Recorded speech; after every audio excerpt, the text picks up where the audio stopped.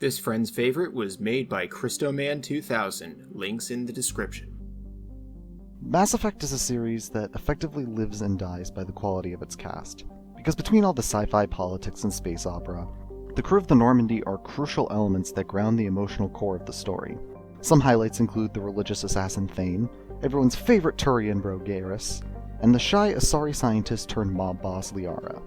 A close second definitely has to be Tali, who was my romance partner for my first playthrough, but my personal favorite will always be Mordin Solus. Mordin is a Salarian scientist and soldier who joins Commander Shepard's crew in Mass Effect 2 as a primary squad mate. Mordin is an incredibly smart individual, perhaps the single most intelligent character in the series, developing many useful devices and weapons for Shepard to wield. Salarians only live for about 40 years, so their culture is defined by being hyper-efficient. Mordin takes this to the logical extreme, talking at a rapid pace and skipping words while he's talking if he finds them unnecessary.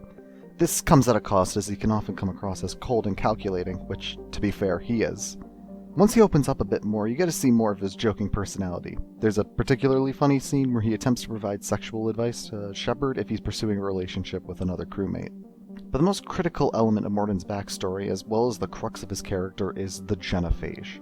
Several decades prior to the events of the trilogy, a bioengineered plague known as the genophage was launched against the warrior Krogan race, in fears that an uprising would be impossible to quell. Though it was originally used to simply limit the population growth of the Krogan, it effectively made the entire species infertile, and doomed them to extinction. How does this all relate to Mordin? Well, he was one of the primary scientists in charge of monitoring the genophage. When research showed that the Krogan were starting to overcome the disease, Mordin developed a more effective version of the virus to curb the chance of a major population growth. Which is kinda screwed up if you think about it, since he's effectively deciding the fate of an entire race. Even with a Krogan companion on the ship, Mordin holds stern to his decision by claiming it was the only logical course of action. If you do his loyalty mission, Mordin meets up with a former co-worker, Malin, who is attempting to reverse the genophage with gene therapy. And although Malin's methods were grotesque and inhuman, all of his subjects were willing participants, Krogans willing to die in the hopes of a cure. This realization devastates Mordin. He always believed that the genophage was a necessary evil to protect the galaxy, but experiencing the tragedy firsthand brings a new perspective to Mordin, one that can't be explained through numbers and values. If you were clever enough to keep Mordin alive until Mass Effect 3, his few scenes are some of the best moments in the entire game. With the first successful Krogan pregnancy in years, a chance finally presents itself to cure the genophage once and for all, with Mordin leading the charge. After a tough battle through the Krogan world of Tuchanka, Shepard and Mordin reach the tower that is used to distribute the cure, but with the building falling apart, Mordin would have to climb the tower to manually release the cure, with almost no chance of survival. In his own words, "Had to be me. Someone else might have gotten it wrong."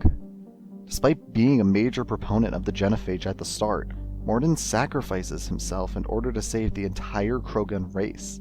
His emotionless personality actually allows him to set aside his own personal desires for the sake of millions of others.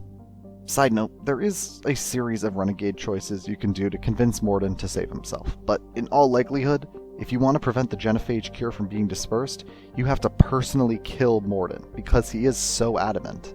Thus, even though this series has a lot of branching paths and alternate character choices, I consider Mordin's sacrifice as the most canon.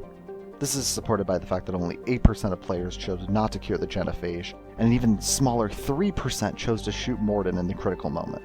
There are multiple reasons Mordin is a fantastic character, but the most interesting element to me is how he represents the Salarian race as a whole. Most Salarians you meet are characterized by cold logic, rejecting emotions that could cloud their reasoning. They're utilitarians to their core.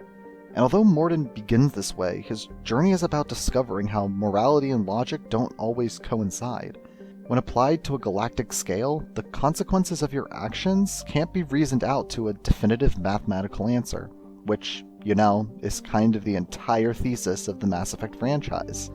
Overall, Mordin Solus is a fantastic character for a variety of reasons. His dialogue is very sharp and shockingly funny.